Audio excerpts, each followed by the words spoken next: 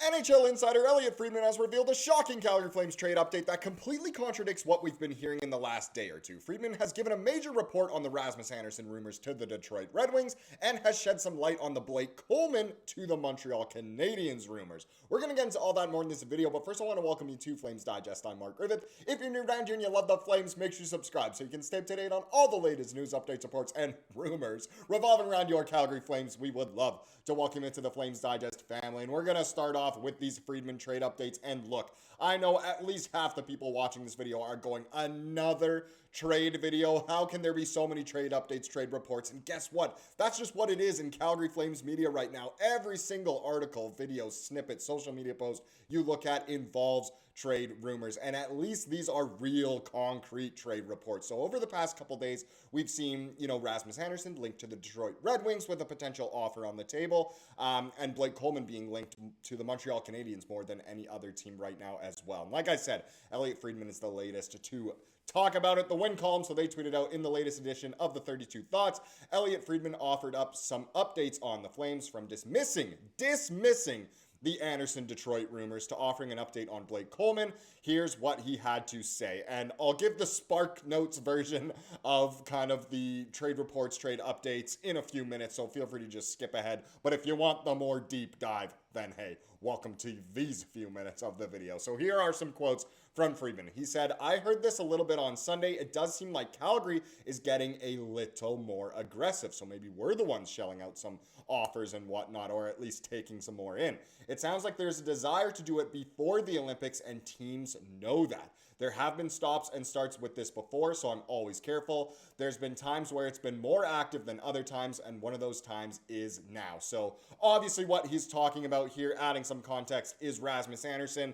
Well, definitely trading people, whether it's Andersson, Kadri, Coleman, whoever else, but you can really just put your thumb on Rasmus Andersson for this one. So this is one of those times where it has been a little more active, which is good. The Olympics are coming up a little sooner than we think.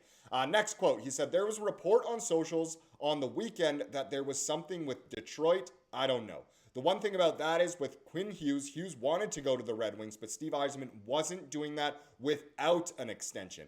I would have to think Detroit would have to know what Andersson would sign for before they would do that. I didn't get the sense that anything was that close. I do think there are teams that would be interested in extending Andersson. I don't get the sense that anyone has permission yet to talk to him about it. And it sucks that there has to be that many levels to make a trade happen in this case. The Flames want to maximize their return, and that's with an Andersson extension. So hopefully sooner than later, he kind of gets that permission to do that. Whether, I don't know who's stopping it from happening, whether it's the team, the agent, the player itself, whatever. I mean, you can kind of guess who it probably is. But either way, it's over the weekend, we heard, hey, there's an offer on the table from the Detroit Red Wings for Rasmus Andersson. Everyone thought, great, the market's going to go crazy for this. Well, Elliotte Friedman here had to drop an F-bomb on us and kind of say, yeah, I'm kind of not buying any of this Detroit Rasmus Andersson stuff. And look, Andersson to Detroit makes sense. He's kind of what they need. It's just a matter of what we can get back, but it makes sense from Detroit's standpoint if they're not going to do that without an extension. So fair enough. Last quote here from Friedman that I grabbed here. So it's been reported that there's been a lot of interest in Coleman. I think that's true. I think he's pretty happy to stay. I don't think he would be upset at all if he stayed in Calgary. What I understand with Coleman is that I had some other teams that were telling me not to buy into the Montreal possibility. There are other teams that might have an advantage here. So once again, kind of dismissing the Coleman to Montreal talks that have been, I guess, the talk of the town in terms of Coleman trade rumors for the past week or so. Pickles over to La Belle Provence in Quebec, but there are other teams that might have an advantage here. Maybe they have a little bit more to offer the Flames. And just sticking on Coleman here, this is from that article from the win column. So the author said, all in all, this report isn't surprising. As we all know, Calgary typically doesn't move anyone who wants to stay in Calgary, which is kind of weird. I get it, and I get all the factors that go into hockey as a business in terms of trades, in terms of the trade market, in terms of just players themselves and wanting to stay in certain cities. But if there's some value, that shouldn't be the biggest blockade, I suppose. But if Coleman does in fact want to stay around, I find it very hard to believe the Flames will move him. Perhaps that changes as we get closer to the deadline, but for now, I think it's fair to assume Coleman remains a Flame into the summer, which is actually what I personally said in my video a couple days ago that went over some of these Coleman to Montreal rumors as well as Kadri over to Montreal. So I got to agree with kind of what's being said here, but I wouldn't say that's just because Coleman wants to stay in Calgary, even though we do know and really do appreciate players who want to stay in Calgary. Don't get me wrong about that at all. So to go back to the Sparks Note version, whoa, what's going on here? Let me find it. Oh, it was this. No, it's not. Here's the Spark Notes version. I'm all over the place.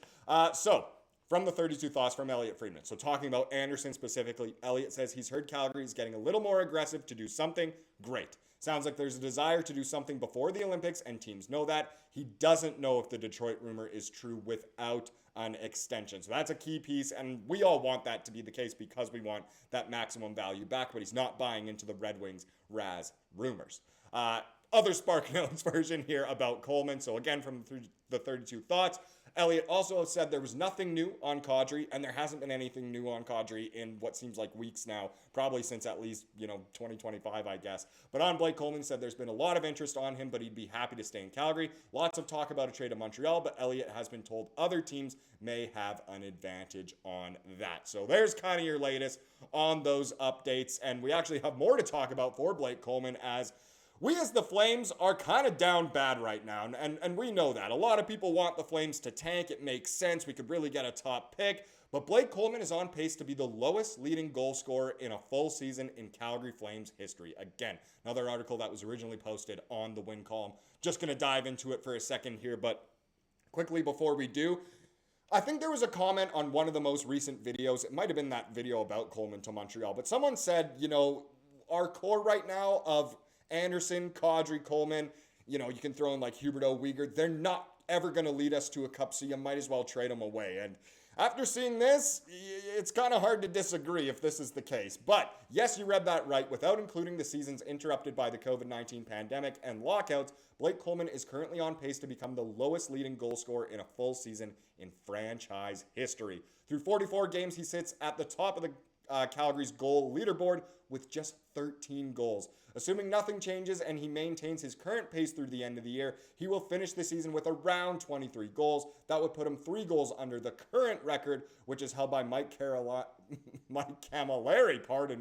and Bob later, I'm not too sure, way before my time, with just 26 goals in a year. It's worth pointing out as well that Mike Camilleri scored 26 in 63 games, and Bob did it in a 78-game season. So to kind of bring that up, make it a little more clear here, Blake Coleman on pace to have just 23 goals this year. Really terrible. Who knows? Maybe someone else could turn it on and we won't have to worry about that. But Camilleri back in 13-14, 26 goals in 63 games. That's really not that bad.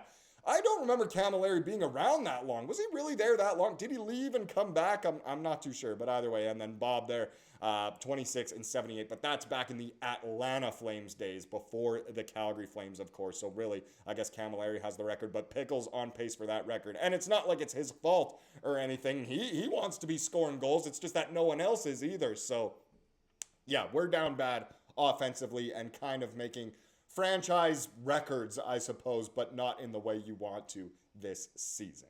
Now, let's get into the comment of the day to wrap up this video, as we love to do here on the channel, and it was a no-brainer from yesterday what I was going to choose. This might be the most liked comment ever on a Flames Digest video. As you can see, loads of replies as well. Kind of a wholesome string of comments if you want to go read it, a good thread there. But Taryn Boot here says, tank captain here, no game is disappointing. I will always cheer for the team when watching, no matter what. Cheer for them to win.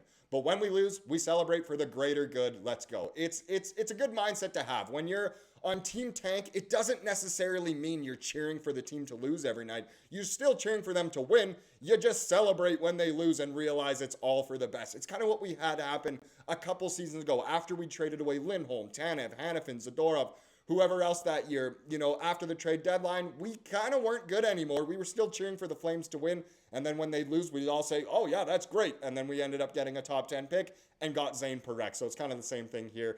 handing out a bunch of alternate captain or assistant captain A's there in that thread there as well. It was really good. But yes, team tank doesn't always mean you're cheering for the team to lose. You just celebrate when they lose, but you're still cheering for them to win. Love that there. I can see why it got a lot of likes. Thank you so much for watching this video. Please subscribe to what you saw here today and have a wonderful rest of your day.